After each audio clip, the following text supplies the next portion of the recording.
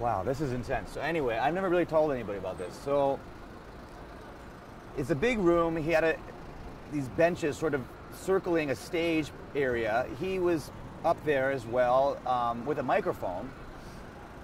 And already everything was so formalized that I felt just so incredibly uncomfortable. But everybody else did too, except Cardero. So we kind of had a solidarity together. I think it was a lot of people's first time ever having group sex. And we really were looking to Cardero to sort of tell us how this was supposed to go. He invited us in, he set it all up.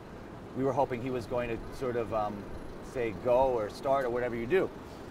We never could have been prepared for what happened next. He got up on the mic, all of a sudden all these lights go on. I thought it was going to kind of be dark and candlelit or something, but it became very, very bright all of a sudden.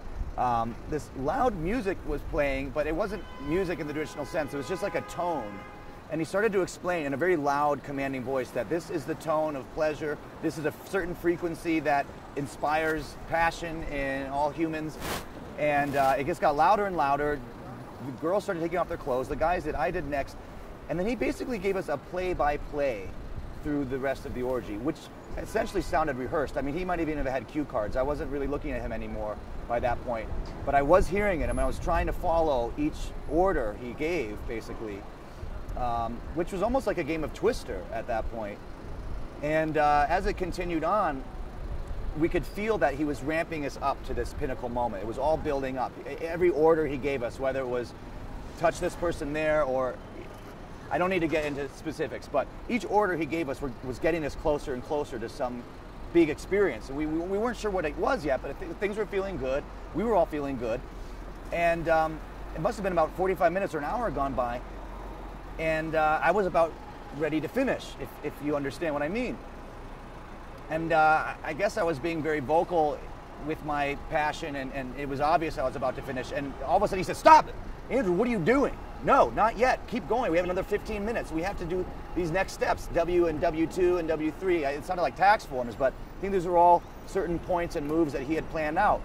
And he didn't want me to finish before everybody else because it was supposed to be this huge synchronized orgasm. I felt really weird. I sort of got a moment of perspective when he yelled at me, and I thought, what am I doing here? This is insane. I didn't really feel good about myself anymore. But I was too far in to really stop by that point. Yet I'd already kind of lost my chi or my orgasm, and I had to fake it. So for the next 15 minutes, I had to pretend like I was building up with everybody else, and then I pretended that I had this orgasm. Which was hard because I was supposed to have it out in the open on this woman, on her body. So I had to kind of spit from my mouth to cover up for that, and this other guy was sort of shooting for me to try to make it look, anyway, it was messy. He never had any idea, and we never really talked about it again. I mean, this is the first time I've told anybody about this, even my wife, so.